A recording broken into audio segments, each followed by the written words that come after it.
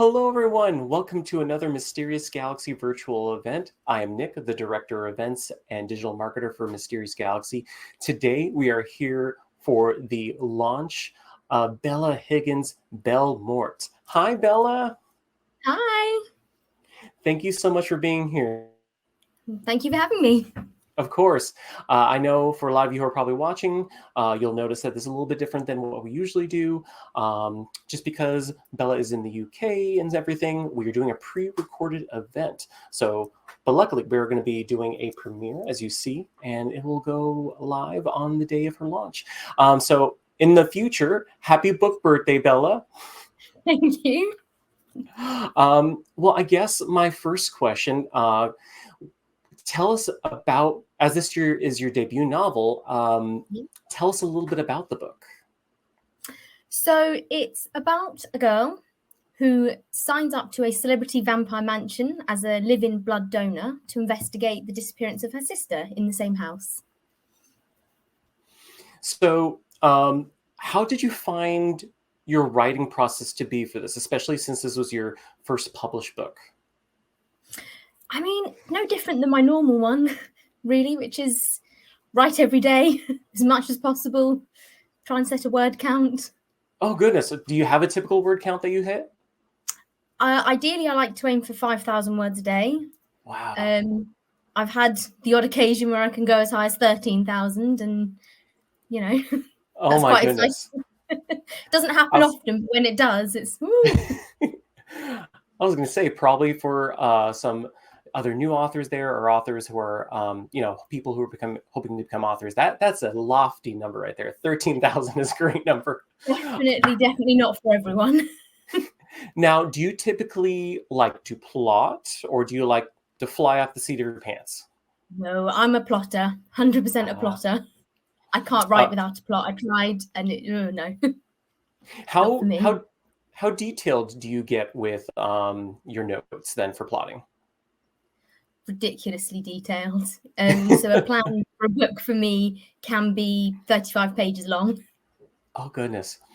Yeah, so literally I do it as a step-by-step guide. So I know exactly what's, going to happen next every single time, which definitely does not work for most authors that I know. Most authors I know hate that method. They feel it's uncreative and it doesn't work for them, but I'm the opposite. Well, it just also really goes to show that, everyone is different, especially with the writing process, and you definitely found something that works for you. Yeah. Now, what has been some of your inspiration or inspirations for BELLE MORTE? I mean, I don't think there's any necessarily particular modern vampire book. It all kind of stemmed from Dracula. Really, I found a sort of abridged illustrated copy of Dracula when I was very young in my local library, and that was it for me. I was just like, well, this is great. I love it. And that's sort of a lifelong obsession with vampires. Do you have any particular favorite vampire stories? Definitely Dracula, as I said, sort of the original, the Morganville vampires. Rachel Kane wrote those. Those are very good. The Coldest Girl in Coal Town is another really good, I think, underrated one. Now, in your book, there is a donor system for these vampires. Can you talk about that? So how it works is vampires live in mansions. There's a number of mansions in sort of countries across the world. And people of a certain age can apply to be a donor. It's like signing up to a reality TV show. If they like, your application, you move into the house and, they get to snack on you as long as they want. I imagine there are also some people who are signing up for this kind of with that fetish too, going, yes, I can get snacked on. I think there's definitely an element of that, which you might see a bit of in the book, yeah. Now, did you also take any inspiration from reality TV then? I don't think directly, because I don't watch reality TV, but I used to watch Big Brother sort of back before it became a bit too forced, sort of when it was in its early years. And I think maybe there's some lingering just what might happen in today's world with vampires. We wouldn't, be scared of them, would we? We'd, put them on Instagram. That is totally true. I think we already do that. So kind of related to that, when you do your research, what does it typically consist of, your research? I think that really depends on the book. When I was younger, because I've always written vampire books, I did a huge amount of research into more, the Buffy vampires, but that's not really that sort of what original vampires were like. So I wanted to, read all the myths and legends from around the world, and it's very different. But I do slightly prefer the Hollywood version because it's generally a bit scarier and a bit sexier, and that's how I like my vampires. That is a good point. You can either get the very hideous, oh my gosh, what's that black and white movie that I'm thinking of? Nosferatu. You can get your very black and white Nosferatu, exactly, or you can have your very sensual vampires. I prefer the sensual ones. A bit of both, I think, is the ideal balance. Is scary, sexy. That is a good point. So in the story, vampires have been given celebrity status. How did that idea come about? As I said, just thinking about what would actually happen if we found out vampires were real and they were, these sort of beautiful, ancient, immortal, fashionable, sexy creatures. How would we react to them? We'd put them on pedestals. We'd treat them like celebrities. That's definitely a lot more refreshing than some of the other stories we've gotten where oh, something strange and unusual, kill it. So I do like this take on it, especially, because it sounds like vampires and humans therefore live, in harmony, copacetic. They're not going and ravaging and pillaging. Yeah. And might that, play out in today's world. Exactly. Yes. Now, there are several houses here, as you mentioned, the mansions, that are, pretty much this big brother vampire kind of thing going on. Where did the idea of the houses come from, mentioned in the story? I liked the idea of them having somewhere specific to live, which again ties in with the reality TV idea, the Big Brother house, or all these other reality TV things where you put them in houses or on an island or, I don't know, like a boat or something. I don't really know what they're all doing, to be honest, but you always have a specific location where it all happens. And that's what I thought you needed. You need something, like a focal point where the vampires are all going to be that kind of makes them seem a bit more separate from humans at the same time. Yeah, and I do like that idea because it's a little bit, you can definitely relate to that, especially because a lot of the other vampire stories, you think, oh, they're in crypts or they're in caves. Yeah. So this is kind of like a good kind of medium. It's almost the haunted old mansion, but again, you have your Big Brother mansion. What came first, the setting, the characters, or the plot? Technically, it was a bit of all of it, really. I'd say the plot came first because it was always going to be a vampire house, missing sister, and a girl who goes into the house to find out what happened. I hadn't initially planned for it to be celebrity vampires, but once I started thinking more about what have I not seen in a vampire book myself, and celebrity culture being what it is, the modern world being what it is, how actually is there something there we can play around with that might be a bit more, just a bit different. And ultimately, that's what that's what a lot of authors really do when writing, is they want to write the stories that they want to read, or stories they can't find. So therefore, I will make that story. So you definitely did that. Now, as those who are either reading it or have read it already know, the novel has dual POVs. Did you find it difficult or tricky to write between the two? Not particularly, because I feel like they're such different characters that it wasn't too hard to kind of go from one to the other. It definitely doesn't work for every book, but... No, of course. Especially when you're juggling more than two POVs. Yeah. Now, the two main characters that you have the point of views for, is it pronounced Rene or Rene. Rene?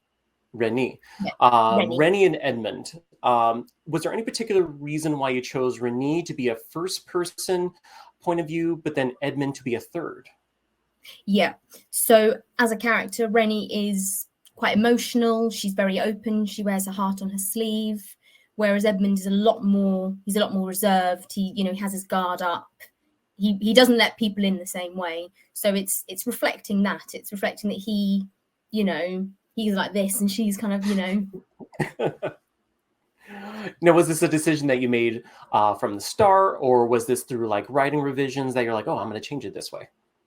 It was pretty much from the start. When I realized that this one needed to be a dual POV, I thought this feels like the right thing for this particular book.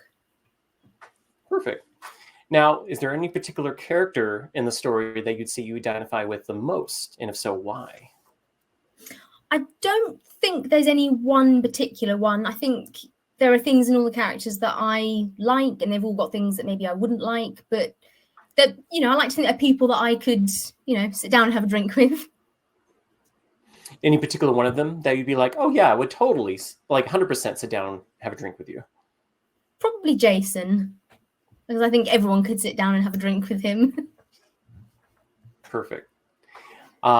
Which supporting character, if any, changed to have a larger or smaller role than originally planned, if any? The very original plan for the book didn't have a lot of the characters were in it, and it all got changed a bit because I kind of thought the direction the book initially was going without the celebrity thing wasn't working. And once I focused on that as being, this is where I want to go, suddenly all these characters were like, hi, I'd like to be in this book. So I was like, okay, that's fine, come on in. Oh, it's a great thing when the characters actually talk to you. Yeah. I don't think anyone major got cut out of the story, but I always feel if they do, it's not the end of that character. You put them aside and then you see, hey, maybe you can come back in a different book one day. How far was it into writing the story that you had this realization, would you say? Did you get a lot of words in, or was it early on? No, it was definitely in the planning stage, because this is why I like to plan first, because it means that I can see straight away, I'll think, oh, we need this character. And then you start putting all the pieces together and you think, but they've got nothing to do. So get rid of them. You don't ever, get to a point and think, well, I don't know what happens next. I'm stuck. Particularly when writing for Wattpad, you don't want to get stuck if you've got all your readers, So no, not at all. It just helps me do all of those things in advance. And then when it comes to actually writing it, I've done a lot of the editing already, technically. And then therefore there's your plotting right there at work. With keeping spoilers to a minimum, was there any particular scene you found the most difficult to write, or perhaps one that gave you extreme joy?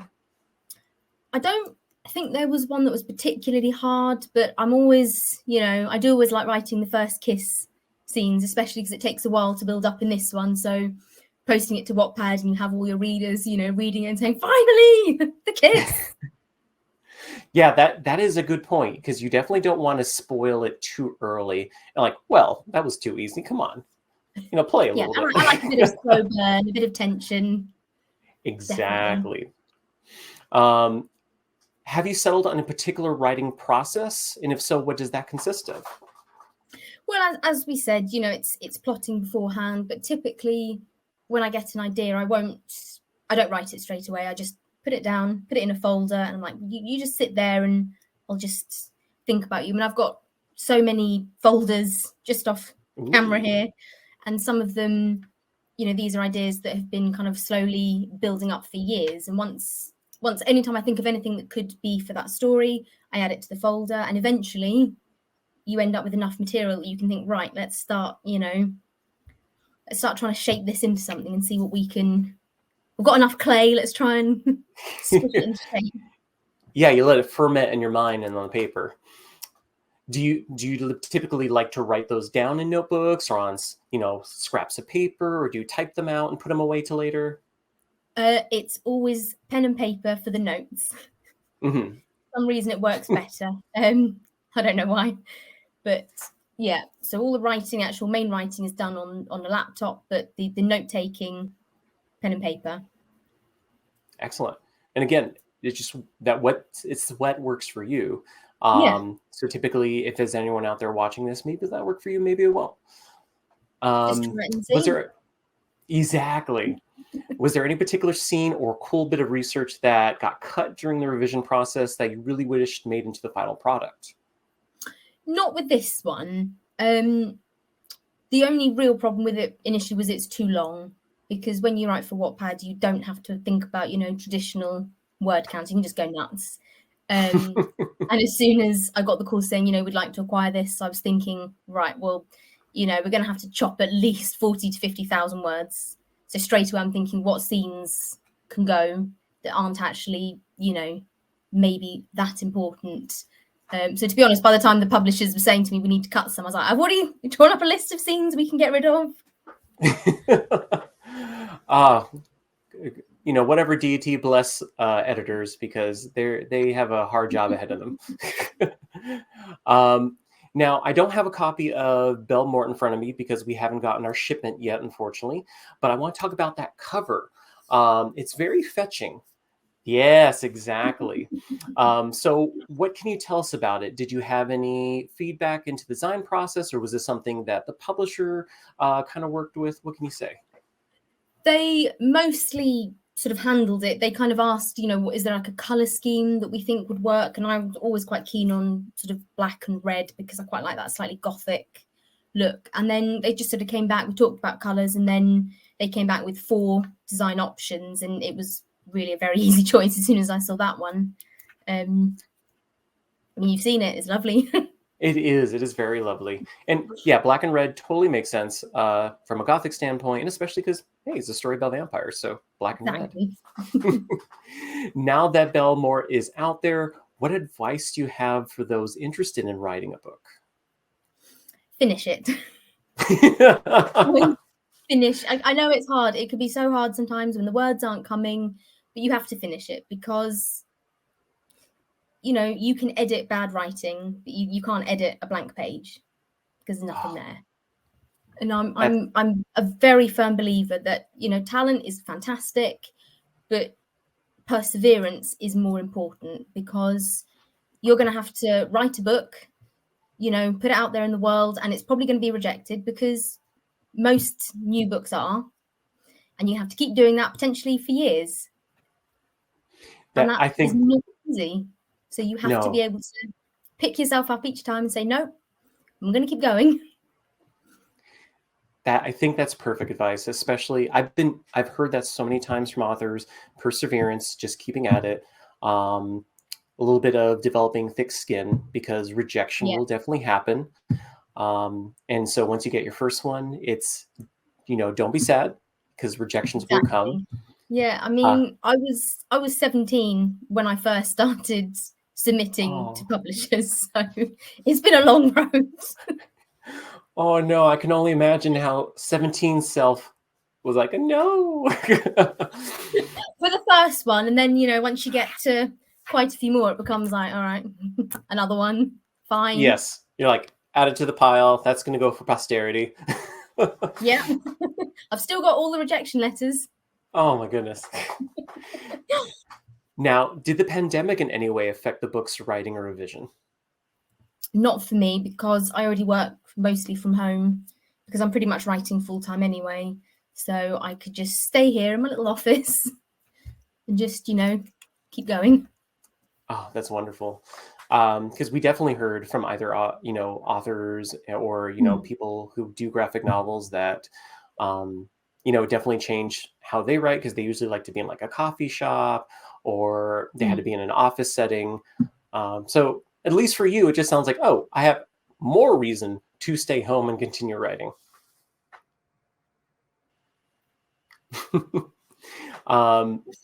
What have been some of the most influential authors or books to you? I know you mentioned already some, like Dracula. Are there any others? I think the most probably influential ones would be sort of my childhood authors. So primarily C.S. Lewis, Lewis Carroll, J.M. Barrie. They're kind of, the ones that I would read quite literally until the books fell apart, and then had to have them replaced. Oh, that is so cute. Did you start at a young age reading by your parents, or was this something that you already had picked up on your own? A bit of both. I mean, my mum's quite a keen reader, but all the sort of photos of me as a tiny tot, I'm always just like this with a book. Oh, that's cute. So yes, definitely always been a big reader. Yeah, too ambitious sometimes. I think I first tried to read Lord of the Rings when I was about 5 and quickly realized, no. Oh my gosh. Too much, come on. I can only imagine how a 5-year-old trying to get some of those words like, what is this? What? Boom. I think I'm... Well, somewhat related to that, if someone were to ask you to recommend one book that represented you, that was not written by you, so not Belle Morte, what would you give them? I couldn't pick one book because that's like asking me to pick a favorite book, and I can't do that. That's impossible. Fair. But I think very much the sort of childhood authors that I mentioned, because they're the ones who kind of started like a love of what if, and this kind of idea that you never stop looking for that door in the back of that wardrobe, or you never stop wondering, oh, where does that rabbit hole lead, or leaving your window open just in case Peter Pan might come by. Oh, that's cute. Would you write in different genres in the future? If so, which? Probably everything. On Wattpad, I've already done sort of dystopian. I've done sort of sci-fi, horror, contemporary, YA. I'm currently working on a contemporary adult romance at the moment. So yeah, I'm just keen to play around with new things. Oh, perfect. We did an event a few weeks ago with Rob Hart, and he said, like, he likes to have as many toys in the toolbox. So that's what it sounds like. Yeah, you like to play with many toys in the toolbox. Way of doing it, yeah. What's next for you? Is there anything you're currently working on that you want to talk about or hint at? So I've recently just finished the first draft of the rewrite of the Belle Morte sequel, because again that had to be cut down. So that's going to be sent off to the editors tomorrow. Oh, exciting! And yeah, I'm currently doing a new standalone project for Wattpad, which is following the story of a woman who goes to Vegas to kind of get over her cheating boyfriend. And after a night that she can't remember at all, she wakes up married to her favorite rock star. Oh no! I mean, yes, that's awesome. Yes, it's oh yes for her. Oh, cool. Do you have a title for the sequel to Belle Morte, or is that kind of hush hush now, or is it still in the works? We're keeping the same title, so I assume I'm allowed to say. It's called Revelations. Oh, excellent. Okay, and any kind of idea when that's coming out, or just everyone stay tuned? I think I don't have any dates, so it's probably stay tuned, but I'm hoping it's going to be to this, but a year later. That is fair. If we go by the same time frame as this one. Well, and I guess the best way that people can stay tuned to see when a date for Revelations is following you on social media. So where can everyone follow you? Well, you can find me on Instagram at author Bella Higgin. I'm also on Wattpad, which is just Bella_Higgin, and the same handle on Twitter. I like to keep it simple. No, and it definitely helps with people who try to search you. If you have like 2-3 different handles, like, what are you on this one?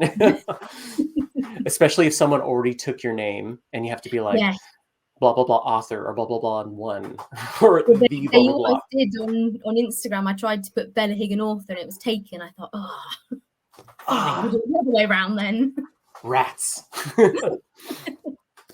All right. So to finish your event up, we have some fun this or that questions. It is going to be a bonus round. I hope you're ready. No. Well, too bad. Okay. All right, here we go. Chips or crisps? I'm from the UK. They're the same thing. Oh, sorry. I meant chips being like potato chips versus Oh, right. crisps. Oh, chips. Perfect. Sorry. That was my bad. I tried to keep the UK in mind. I had the best intentions.